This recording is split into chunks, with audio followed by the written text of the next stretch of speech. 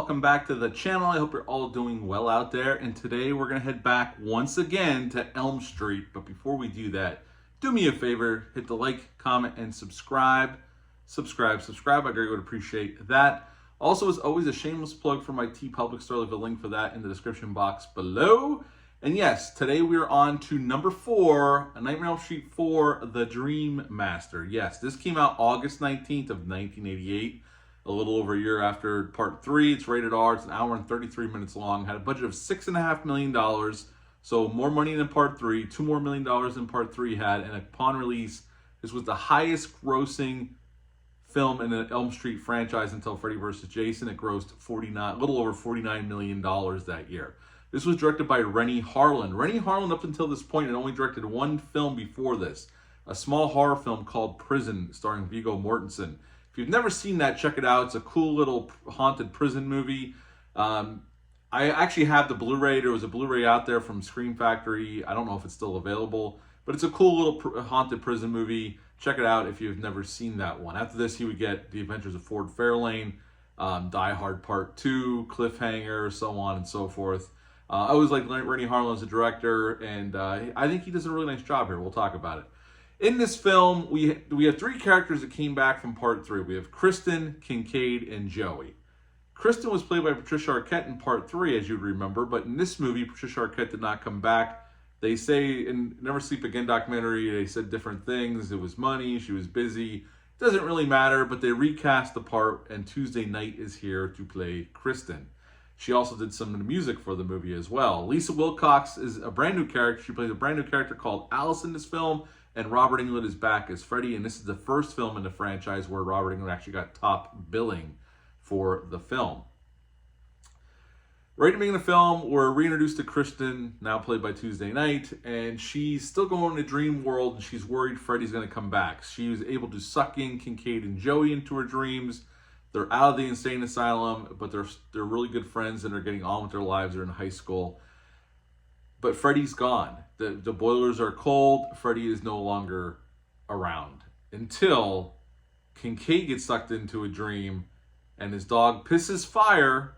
That's right, pisses fire on the bones where they buried Freddy in the junkyard, and that resurrects Freddy, and he kills Kincaid unceremoniously in the first 15 minutes of the movie. Which I always never liked that choice, because I like Kincaid as a character. I liked him in Part 3.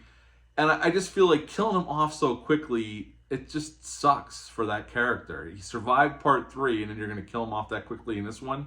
They killed Joey off not too long after this. In this one, Joey can talk in the real world, not just the dream world. And he gets killed pretty much how he got captured in the third one by a naked girl in his waterbed. And then Kristen gets killed. Now, she lasts a little bit longer. I think it's about 35 minutes into the movie where she gets killed, and Alice becomes our lead.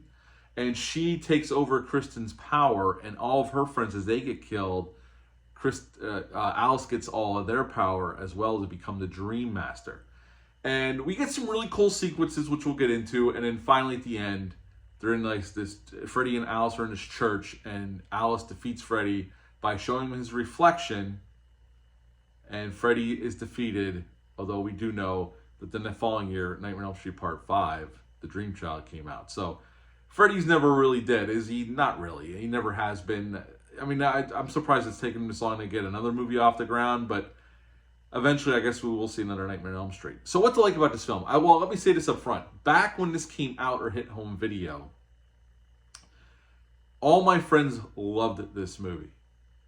And I was probably one of the few that didn't like it at that time. I was never a huge fan of this movie back then. All my friends loved it. And there is a lot to love here, especially for a young boy. Like, I think I was 11 when I first saw this one.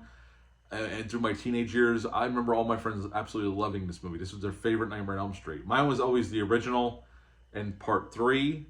But I will say my stance on this film has softened over the years, and we'll see what I give it in this one. New Line didn't even want to hire Renny Harlin. They were looking for a young director who could work cheap and work fast, because this whole movie was done in 7 months. From the beginning of production till they cut the movie and got it out in theaters was 7 months. It was a very rushed production, although Part 5 was even more egregious. We'll talk about that when we get to that one. But Renny Harlin wouldn't take no. He kept coming to New Line's offices. He was broke. He hadn't made much money off of Prison, and he was living like a 1-bedroom apartment. And finally, Bob Shaye relented and gave him the job. But Bob Shaye kind of questioned every decision he made throughout filming. Now, obviously, the results were this was the highest grossing movie. And I think a lot of those Renny Harlin camera moves and just the stuff that we saw later on in his action movies are on display here. I mean, you could see a lot of that stuff. He does a lot of cool stuff, especially for at the time with the camera. The camera is always moving for the most part. You'll be hard pressed to find a locked off shot where the camera is not moving in some direction. If you watch it carefully, there's not many moments where the camera is just a locked off shot. The camera is always moving, but it works in a movie like this, especially for what they were going for. This is like the popcorn Nightmare on Elm Street. There's a lot of effects, a lot of stuff happening, a lot of mechanical effects, a lot of not CGI, but a lot of makeup effects, and just a lot of effects and stuff going on in general in this movie. For $6.5 million, which it was the most, they did a lot of stuff. They packed a lot of stuff into this movie. And Renny Harlin was very creative with the camera and really creative with the dream sequences, because a lot of this stuff, Brian Helgeland came in to write the script off the recommendation of Robert Englund, because Brian Helgeland had written 976 Evil for Robert Englund, which was his directorial debut, and he recommended him, and he only had like 7 days to write this movie because there was a writer's strike looming. So the script was kind of incomplete, and some of the dream sequences weren't finished. So Renny Harlin came up with a lot of these sequences just on the fly because they had to get this movie done. So there was no time, and they couldn't hire a writer, so it was just kind of like they're just making stuff up out of thin air. I will say that's one of the negatives of this one. We'll get to that. But there is some really creative stuff here to do with the dream sequences. I love the stuff in the diner with Alice and Freddy with the pizza, even though it's kind of cheesy now, but it's a cool, inventive scene. And then the movie theater scene where Alice gets sucked into the screen, I've always loved that, even when I wasn't big on this movie. I've found more and more enjoyment out of this movie as the years have gone on, and I even this watch, I think I've liked it the most I've ever liked it. So we'll see what my score is, but I probably enjoyed it more this time than I've ever had in my life. And I've probably seen this movie probably at least 15 times since I was young.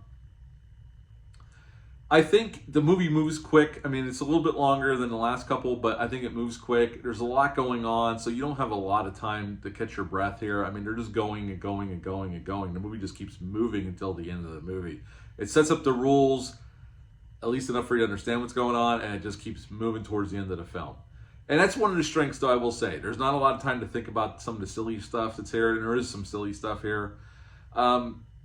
I think the acting, I like Lisa Wilcox as Alice as our new final girl, and she would carry over into part 5, which we'll talk about when we get to that one. I hate that they killed Kincaid and Joey off, and even Kristen, even though I will say Tuesday Night's not awful here, but you could tell she wasn't as comfortable with the other actors from the last film as Patricia Arquette probably would have been if she would have came back. You could tell there's a little awkwardness on screen between the three of them when they're on screen together. Not that they're on screen a whole lot. And they killed Kincaid off and Joey off pretty quickly. Like I said, less than 20 minutes into the movie, they're dead already. But you could tell there's something a little bit off when they're all together on screen. Negative-wise, well, Kincaid and Joey and Kristen get killed that quickly. And then they're giving us a new final girl 38 minutes into the movie, which doesn't leave us a whole lot of time. But I do like Alice, and I like her brother. Some of the acting is not the greatest, but everybody does good enough to get across what we need to get across for this film.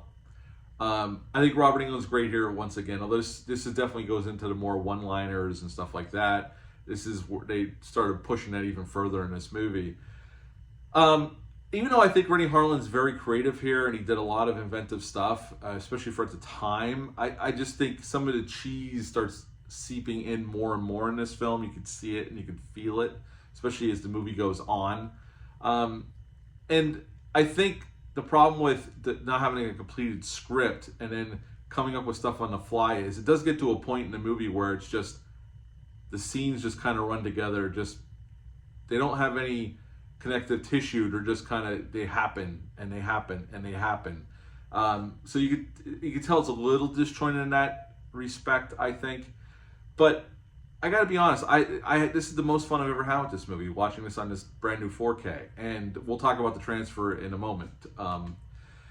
The success of this film, because it was the highest grossing one out of the franchise up until that point, and they rushed part 5 into production, but they also went into production on a little TV show called Freddy's Nightmares. If you've never seen it and you're interested in it, I don't remember how many episodes total there are, but the Tubi just had them all uploaded to Tubi like last week. So if you're interested in watching Freddy's Nightmares, you can partake in that over at Tubi. God bless you, Tubi. Never change. We love you. Alice works at the Crave Inn, which is a nod to Wes Craven, which Wes Craven was approached by New Line and Bob Shea to come back and rewrite the script and direct, but he turned them down, as Wes Craven did until The New Nightmare came around. And we'll get to The New Nightmare eventually. Overall, movie-wise, this is highly entertaining. Renny Harlin made a very entertaining Nightmare on Elm Street. Is it scary? No, but there's really some really creative stuff. I like the camera movements that he pulls off here. Again, for 1988, this was some pretty inventive camera moves. At the end of the day, this watch, I'm going to up my score from the last time I reviewed this movie. I'm going to give it a 7 out of 10. I really enjoyed my rewatch of this. So, yeah, 7 out of 10 for the movie. Now, let's talk about the transfer they gave us in this 4K box set. I know I've been saying this since part 2, and part 3 had a wonderful transfer. The transfer for part 4 might be my favorite. It looks phenomenal. Still very filmic. There's still grain there, so they weren't scrubbing anything. But the colors pop very beautifully on screen. And Renny Harlin used a lot of like neon greens and reds and a lot of colors in this movie, especially in the dream sequences. And they just pop off the screen. This is a really great transfer. And again, I'm going to say this, I'm going to sound like a broken record, but this is definitely by far the best A Nightmare on Elm Street Part 4 to the Dream Master has ever looked, and probably will ever look again. I can't see it getting any better than this. I mean, it looks fantastic. So kudos to Warner Brothers.